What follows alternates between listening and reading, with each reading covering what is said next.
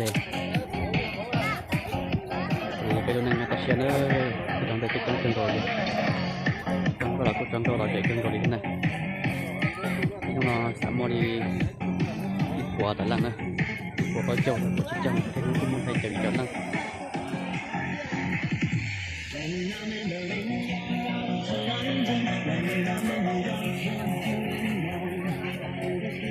đi ba đi cho con ra cho nên sẽ không đặt xe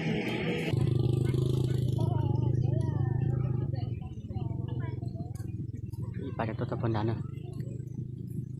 ini kan yang pendana gunanya tasnya cek jangan deh cek itu kalau itu auto tau nah gong ini satu tali nó ala cút tới cha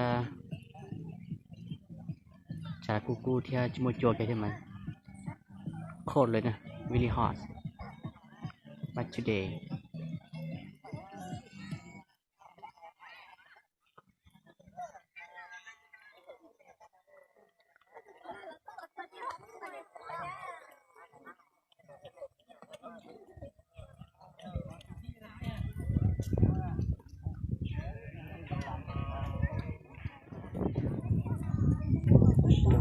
sợi phải được đặt xuống đây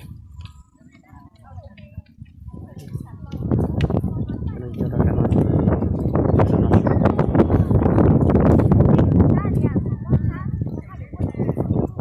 sợi tăng nữa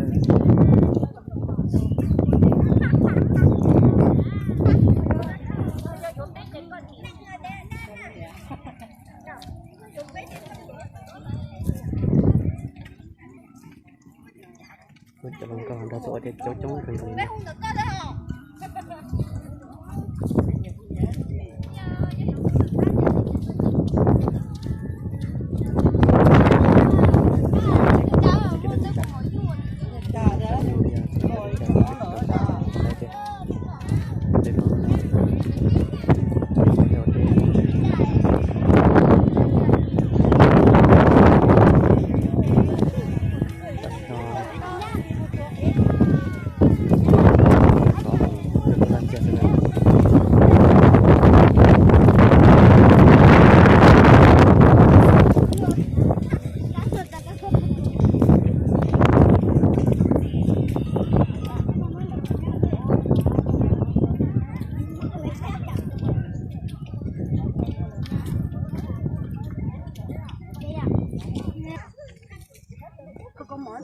kamu yêu cầu cha kalau kan nói cho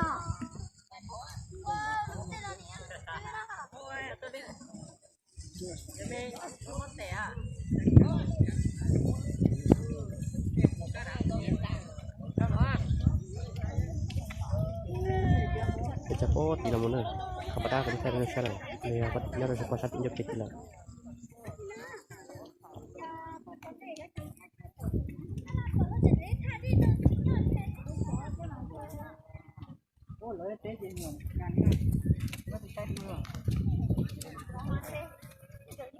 Đây cái tay tự quy thế nào đấy à?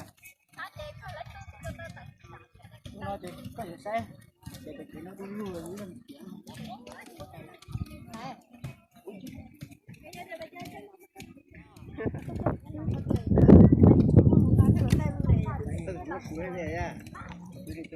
Kìa chó.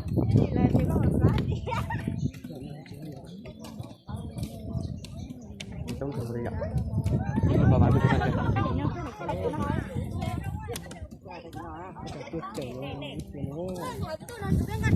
Có gì bầu chứ sao chạy. Nhìn nó cũng là một lần.